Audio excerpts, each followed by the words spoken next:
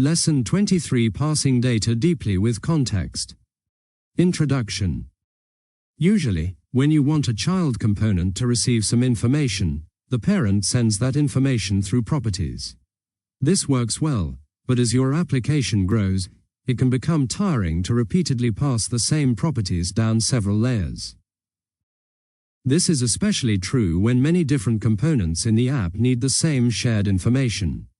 Context offers a way for a parent component to make information available to all components below it in the tree, no matter how deep they are, without requiring that information to be explicitly passed down the chain.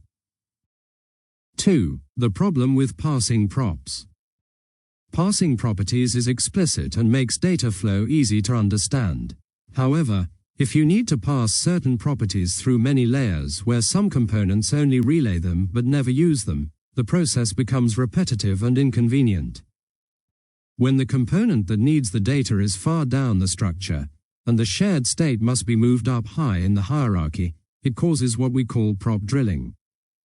This means data must drill through many intermediate components. 3. Lifting state up. When multiple components need the same data, the natural solution is to move the state up to the nearest shared parent. But sometimes that parent is very far away from where the data is actually needed, making the structure less intuitive. 4. Prop drilling.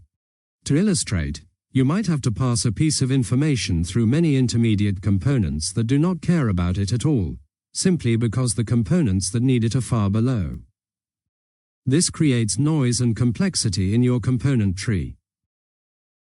5. Context, an alternative to parsing props. Context allows a parent component to provide data to all components below it without explicitly passing it to each link in the chain. Imagine we have a situation where several heading elements should have the same styling or importance level within the same section. Without context, you must manually provide that information to each heading. With context, the section can define the level once, and the headings can obtain it automatically. 6. Using context in close children. Context lets the component that needs information access it from the nearest provider above it. 7. Using context in distant children. Even if there are many components in between, the context value still flows down to the ones that request it, bypassing the components that do not need it. 8. Step 1. Create the context. The first step is to create a context. The context is initialized with a default value. This is the value that will be used if no parent component provides one. 9. Step 2. Use the context. A component that needs this shared information will ask React for the value from context. When it does this, React returns the value of the closest matching provider above it. Using context in this way allows you to remove unnecessary properties from your markup. 10. Step 3. Provide the context. Now you need to provide the context. A section component can wrap its children with a provider so that any component below it can receive the correct level or value. The provider gives React instructions about what value to use for that part of the component tree. With this structure, each heading automatically receives the correct level based on where it appears. 11. Using and providing context from the same component. A section component can both read from context and provide a new, modified value to its children. This makes it easy to automatically increase a heading level as sections become nested deeper and deeper.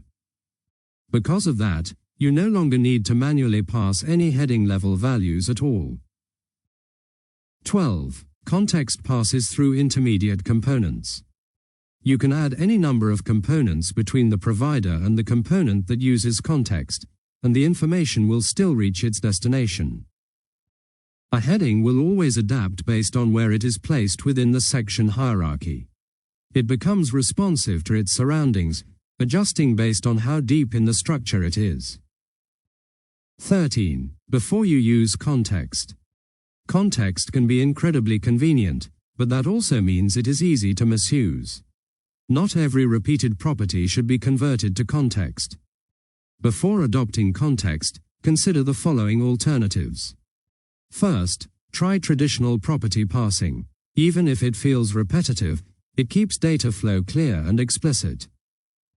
Second, reorganize components so that the right ones own and manage the data they need. Sometimes restructuring the tree eliminates the need for long property chains. If these alternatives still cause issues, then context is a good choice. 14. Use cases for context. Context is ideal when many different parts of the interface need access to the same global or semi-global information.